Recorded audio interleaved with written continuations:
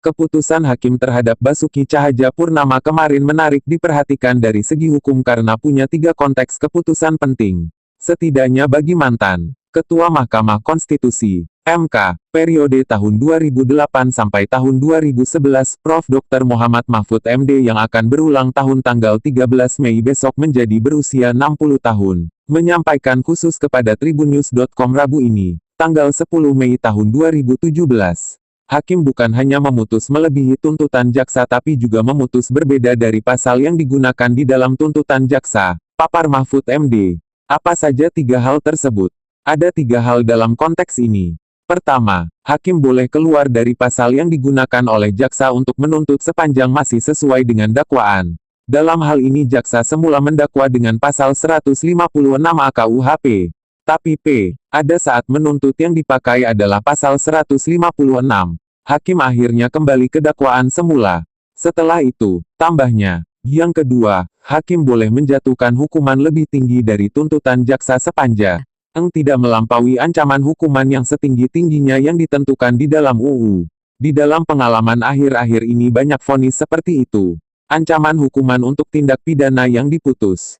Kan untuk Ahok setinggi-tingginya adalah 5 tahun. Jadi hakim boleh menghukum berapa tahun pun selama tak lebih dari 5 tahun.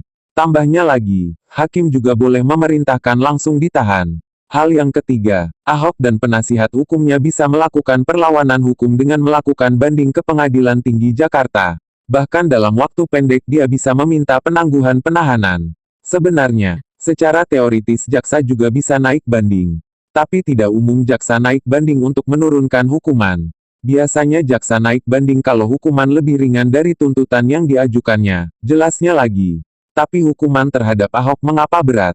Soal berat atau ringannya hukuman kita bisa berbeda-beda. Ada yang bilang terlalu berat dan ada yang bilang setimpal bahkan ada yang bilang kurang berat. Itu kontroversi biasa saja. Tapi yang menggembirakan pemerintah tak melakukan intervensi ke pengadilan dalam kasus ini. Mahfud MD juga mengatakan, bahwa tekan-menekan ternyata hanya terjadi pada antar pendukung. Saya meyakini majelis hakim independen. Ketua majelis hakim memang punya track record yang baik. Dia berani menghukum koruptor dan tak segan menghukum temannya sendiri. Saya suka Pak Hakim Duyarso karena ekspresi wajahnya saat sidang bisa menutupi gejolak hatinya, sehingga terlihat selalu tenang dan dingin. Apa Hakim Duyarso memang punya masa depan setelah menghakimi Ahok? Hakim Duyarso bisa menjadi salah satu hakim masa depan yang bisa diharapkan. Terlepas dari soal kita kurang setuju atas vonisnya, tapi secara psikologis majelis hakim memang menjadi enak memutus kasus. Ini karena tekanan publiknya datang dari 2 kubu. Apapun putusannya, ungkap Mahfud MD lagi, pasti dikontroversikan.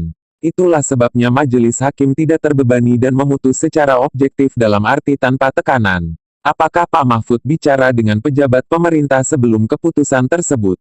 Senin malam, yaitu malam sebelum vonis dilakukan, saya berbicara dengan 2 menteri utama. Saya tanya, bagaimana sikap Presiden menghadapi rencana vonis Ahok? Jawabannya, Presiden tidak ikut campur, menyerahkan sepenuhnya kepada majelis hakim. Sebenarnya, tambah Mahfud MD lagi, memang bisa saja Presiden bersimpati pada Ahok karena merupakan salah satu teman dekatnya. Tapi yakinlah, Presiden tak melakukan intervensi, ungkap Mahfud MD lagi menirukan jawaban menteri yang dihubunginya tersebut.